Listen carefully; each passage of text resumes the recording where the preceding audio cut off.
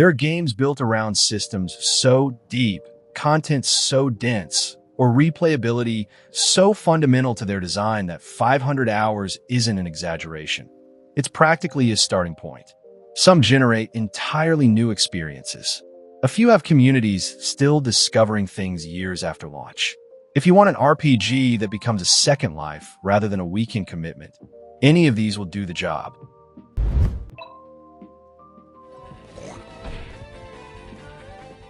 Disgaea 5 doesn't have an end game.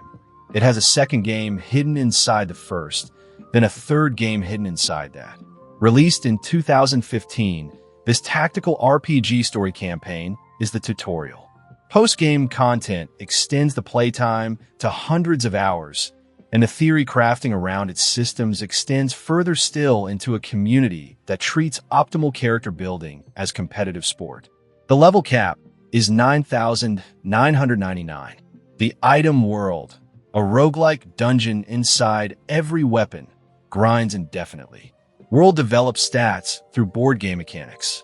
These systems interact in ways the main story never demands.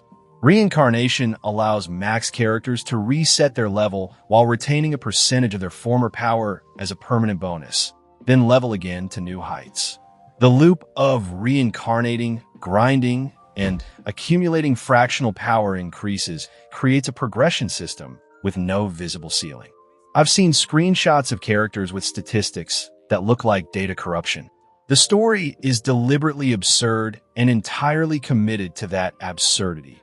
Demon overlords with interpersonal melodrama, comedic betrayals, and battle dialogue that parodies JRPG conventions while still delivering genuine character moments. It works because the writing is self-aware without being cynical. The game can filter its own audience in accessibility. The systems are explained incrementally, but never simply. New players who push into the post-game content without community resources will miss mechanics that aren't communicated clearly. Some optimization paths require knowledge that exists outside the game itself. For players who find the loop engaging, the ceiling is genuinely invisible.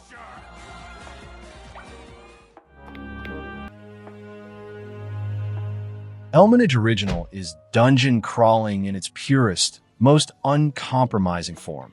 A game that makes no effort to attract casual players and builds its entire experience around the kind of obsessive party management and careful progression that defined a wizardry school of RPGs decades ago.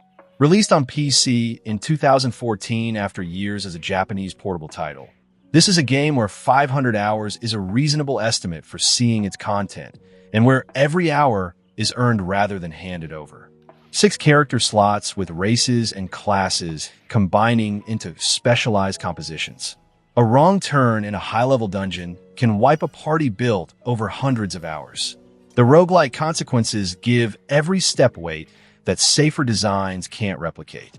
The class change system allows characters to reset to lower levels while retaining skills from prior classes, creating hybrid builds that take enormous investment to realize. Planning the optimal path through available class combinations is its own absorbing puzzle, one the game never explains, leaving players to discover or research the possibilities themselves. Monster summoning adds further party composition depth. Captured creatures can fill roster slots with capabilities that human classes don't offer, creating armies that reflect personal strategic priorities rather than predefined team templates. Presentation pushes players away. This is a Vita-era portable on PC, visuals functional, and nothing more. The UI assumes familiarity with dungeon crawler tradition, and tutorial guidance is minimal by design. For players who genuinely miss when dungeon crawlers treated the player as an expert by default, Elmanage Original is one of the most rewarding available.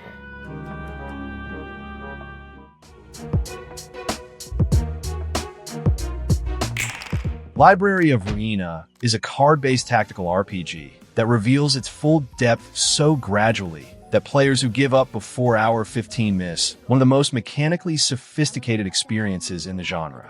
Released in 2021 by Project Moon, this is a game where the combat system, the card-building mechanics, and the enemy encounter design interlock so precisely that understanding them fully requires investing in all three simultaneously. Both sides draw from pre-built card decks. Dice determine individual clashes, but depth lives in the margins. Clash speed determines who strikes first, and the emotional state system gives bonuses and penalties based on how combat unfolds rather than raw statistics. Reception events, the boss encounters that drive the narrative forward. Each demand a specific strategic answer. Bringing a deck optimized for speed against an encounter that punishes haste requires rebuilding from scratch. Every significant encounter teaches something new about the system, and those lessons compound across the 100+ hours the main campaign requires. The narrative is dense, text-heavy, and rewards the investment it demands.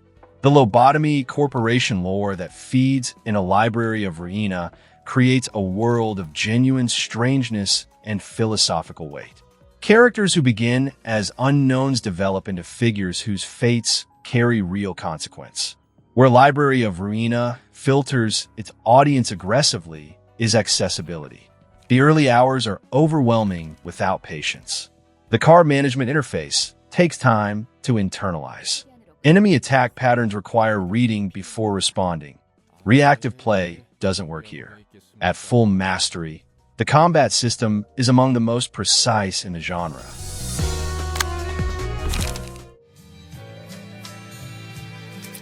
Etrian Odyssey 4 is built around an act that other RPGs abandoned decades ago, drawing your own maps. Released in 2012 for Nintendo 3DS, this first-person dungeon crawler places the lower screen at your disposal as a blank cartographic canvas, expecting you to track corridors, mark hazards, note resource locations, and record your own discoveries as you push into labyrinths designed to be genuinely disorienting without a record. The map-making is load-bearing. Floors assume players are documenting them. Shortcuts only become shortcuts once you've marked both ends. Returning to a mapped floor feels genuinely different from navigating it blind. Class composition drives the other major investment. The roster of classes has enough distinct roles and skill tree options that party building sustains obsession across runs. Combining frontline fighters with specific support setups and experimenting with less conventional compositions is encouraged by encounter design that rewards tactical variety rather than damage maximization. The Untold subseries added story modes with voice characters and additional narrative, offering a way into the world for players who find pure dungeon crawling without narrative scaffolding difficult to sustain. Both versions have their advocates, but the difficulty creates friction. Even on standard mode, careless play kills parties irreversibly. The series assumes you're paying attention and doesn't soften that expectation. Some players find the random encounter rate excessive during mapping sessions. For anyone who wants an RPG that respects their ability to find their own way without guidance, Etrian Odyssey 4 remains the clearest argument for the format.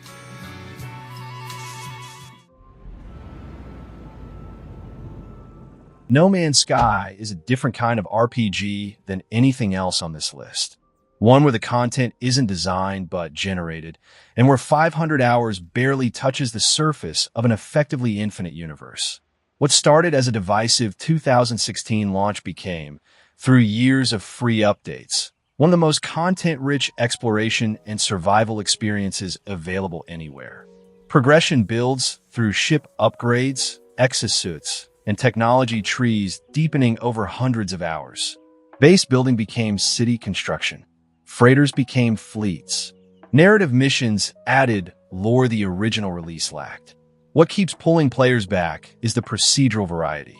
18 quintillion planets sounds like a marketing figure until you spend time on a storm-racked world with bioluminescent flora and airless ruins.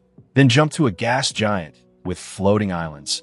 Then find a planet covered entirely in crystalline formations that make the landscape sound like wind chimes. The variation is real, and exploration maintains its sense of discovery far longer than any handcrafted world could sustain. Multiplayer adds another dimension. Other players appear in your universe, and communities have built entire civilizations, player-run economies, exploration guilds, cartographic projects mapping specific galaxy quadrants. Though it loses some ground in narrative depth, story missions are thin. Procedural repetition becomes visible at high hours. Planet archetypes recur and templates show through. The game it is now and the game it launched as are almost incomparable. What exists in 2026 is something genuinely worth 500 hours.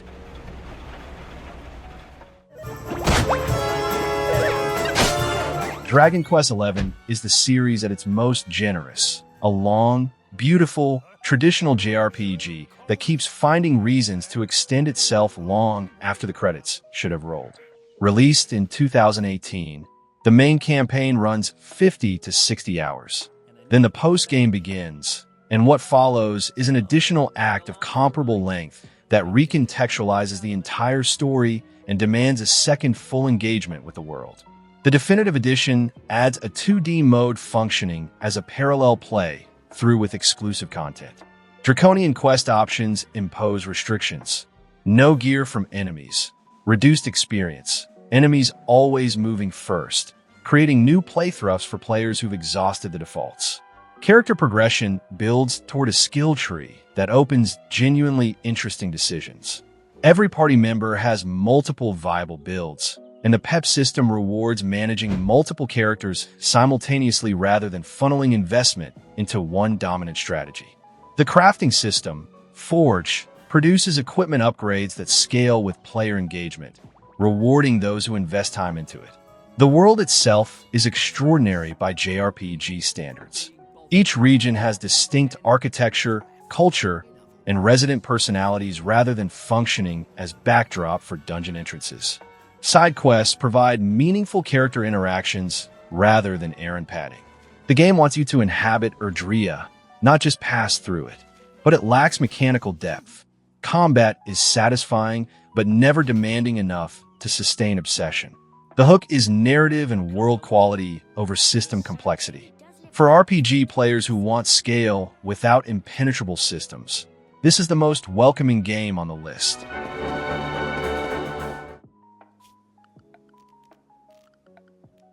RimWorld resists simple genre categorization, but it functions as an RPG in the way that matters most, through character, consequence, and emergent narrative that exceeds anything a scripted story can deliver.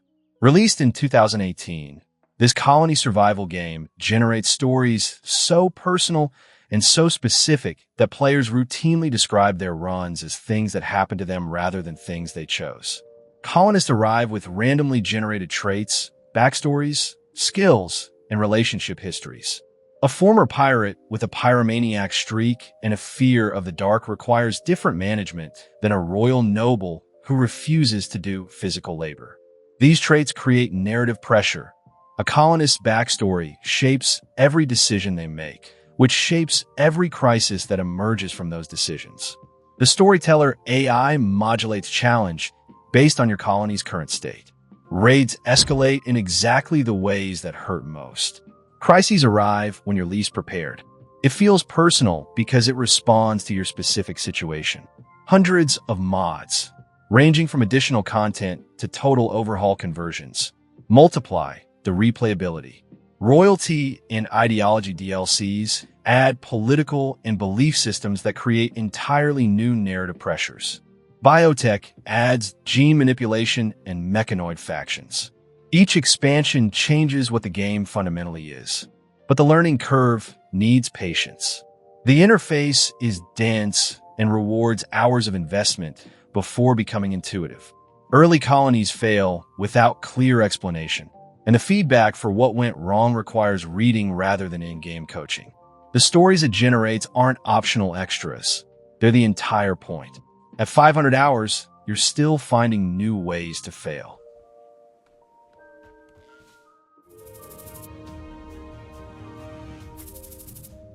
Troubleshooter Abandoned Children is the best tactical RPG most players have never heard of, a Korean indie-esque RPG with a class system deep enough to sustain theory crafting communities and a campaign long enough that reaching the endgame feels like a genuine accomplishment. Released in 2020, this is a game that demands patience and rewards it with mechanical depth that commercial releases rarely approach. Characters earn passive abilities from defeated enemies, expanding in directions the base classes never defined. Combining enemy passives with class skills creates builds of staggering specificity. A character built around one passive can outperform a generalist through understanding alone. The campaign spans dozens of hours across a story that takes its characters seriously. The troubleshooters are a licensed agency navigating gang warfare, political corruption, and personal histories that intersect in ways the writing tracks carefully. Character relationships develop through both story events and optional interactions, and the emotional investment compounds as the campaign extends.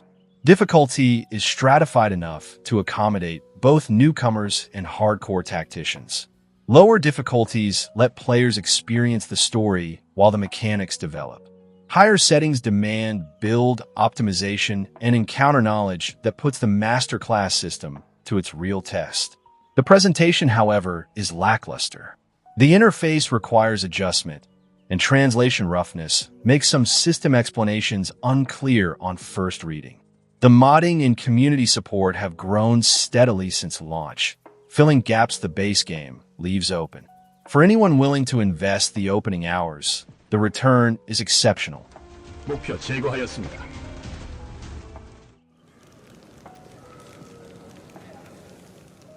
Pathfinder Wrath of the Righteous is one of the most mechanically dense RPGs available on any platform, and that density is both its greatest strength and its steepest barrier.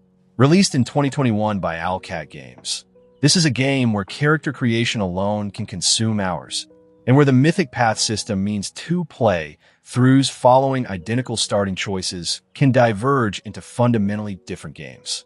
10 Mythic Paths each represent a distinct narrative identity and power set. The Lich Path commands skeleton armies. The Swarm that walks transforms you into a hive mind that consumes the world. 10 Paths means 10 genuinely different playthroughs. The Pathfinder rule set underneath is the first edition tabletop system, and it doesn't soften itself for video game accessibility. Hundreds of feats, dozens of prestige classes, multi-classing with no hard restrictions. The build space is enormous enough to sustain obsession. Broken combinations exist, and finding them feels like discovering something the game didn't intend to allow. The Crusade system, which is a real-time strategy layer where you manage armies between RPG missions, divides opinion. Some find it adds necessary weight to the commander fantasy. I found it disruptive to the narrative pacing during my first run and ended up using mods to streamline it. Launch bugs were significant and some persist. Certain class combinations break and counterbalance entirely. The depth is real, though. Few RPGs offer a build space large enough to feel genuinely inexhaustible.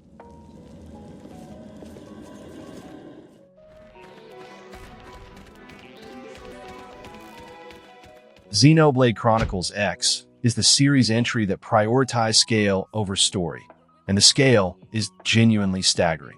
Released in 2015 for Wii U and remastered for Switch in 2025, this open-world RPG drops humanity survivors onto an alien planet and hands you a world so large that exploration alone sustains hundreds of hours before you've pushed meaningfully into the combat systems. Mira is designed around vertical exploration. Early hours see cliff faces as inaccessible scenery. Later progression opens those same areas. The mech unlocked mid-game allows flight that recontextualizes every area you explored on foot. The class system builds character identity through weapon proficiencies and arts, combat abilities with timing-based mechanics that reward active engagement. The Soul Voice system integrates timing prompts into combat to restore HP and TP, creating a rhythm that keeps player attention focused even in routine encounters. Building a character around a specific weapon type and arts synergy feels genuinely personalized. Online play let players collaborate on high-difficulty tyrant hunts, with specific materials farmable only through cooperation, extending endgame investment. But the story never matches the world's visual ambition, and main quest characters receive less development than the side missions surrounding them. The affinity system for companions requires specific mission chains that the game communicates poorly. The world of Mira is one of the most impressive open environments ever built for a console RPG. Filling it takes longer than most games ever ask for. The survivor. Monster Hunter World didn't just make the series mainstream. It built one of the deepest gameplay loops in gaming and wrapped it in a progression system specifically engineered to keep players hunting long past any reasonable stopping point. The base game alone offers hundreds of hours of content. The Iceborne expansion doubles that, and then adds an endgame that career players still haven't exhausted. 14 weapon types with distinct control schemes mean the game is effectively 14 different games. A player who mains Insect Glaive has a fundamentally different experience from a Charge Blade user. Mastering a single weapon takes dozens of hours. Monsters respond to injury, fatigue, hunger, and territory, simulated ecosystems rather than health bars.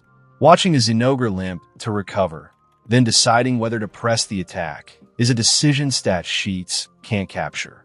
The in-game investigations, augmentations, and tempered monster encounters layer reward structures deep enough that dedicated players track their farming efficiency across hundreds of sessions. Iceborne's MR ranking system extends this further, with returning monsters in new configurations and new species that demand complete mechanical reinvention. But it loses casual players in entry friction. Early hours are tutorial dense, and the systems reveal themselves slowly. Some weapon types require significant investment before becoming satisfying. Multiplayer matchmaking can frustrate solo players who prefer the hunting fantasy over online coordination. The ceiling on Monster Hunter World and Iceborne together is the highest on this list. Perfection of the blade myself, but I'm well acquainted with the secrets of magic. Divinity Original Sin 2 doesn't just have a lot of content. It has layers of content that respond differently depending on who you are, who you're with, and what you decided 3 hours ago. Released in 2017, this is one of the most reactive RPGs ever made, where race, class, origin story, and companion choices intersect to create experiences so different that returning players regularly discover quests they never knew existed. The elemental system makes it mechanically replayable. Fire ignites oil. Electricity spreads through water. Blood can be boiled into a steam cloud. Ice surfaces break with enough force. These interactions aren't just environmental flavor. They're the architecture of combat. Building a party that deliberately chains these elements into devastating combinations takes genuine understanding of the system, and mastering it feels earned rather than accidental. 6 origin characters carry quest lines that don't appear for custom characters. Playing Fane unlocks undead solutions that bypass entire puzzle structures. Choices made at hour 5 still carry consequences at hour 60. The Dungeon Master mode turns the game into a CRPG toolset. Some groups run entirely original campaigns. The modding community built worlds that could fill another 500 hours, but it stumbles its final act. Fort Joy and Reaper's Coast are among the best designed RPG areas ever built. The last chapter rushes in comparison. Inventory management becomes genuinely oppressive in the late game, with loot density exceeding any reasonable ability to process it. The replayability ceiling is difficult to locate because it keeps moving.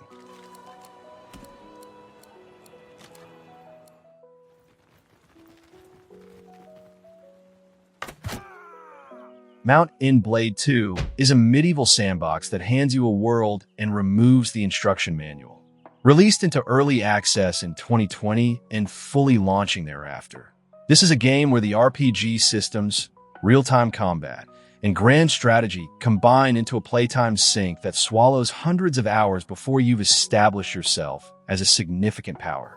Character progression covers combat skills, social abilities, trade, governance, and battlefield command, all improving through use rather than point allocation. A character who fights in every battle becomes a combat specialist. One who negotiates and trades grows into a political player. The skill system rewards the playstyle you choose rather than the one the game recommends. The campaign has no scripted ending. You can pursue the main quest, ignore it, or build a merchant empire that funds a private army. Lords switch sides, kingdoms collapse, and power vacuums invite opportunity without your involvement. The modding community has built entire conversion mods that effectively create new games using the engine. Some of these have more content than small commercial RPGs. Bannerlord has a frustrating gap between ambition and polish. NPC AI makes consistently poor strategic decisions. Certain kingdom management systems feel underdeveloped compared to the combat depth. The late game can devolve into grinding siege after siege without meaningful political variation. The core fantasy of building a warband from scratch into a continental power remains unmatched.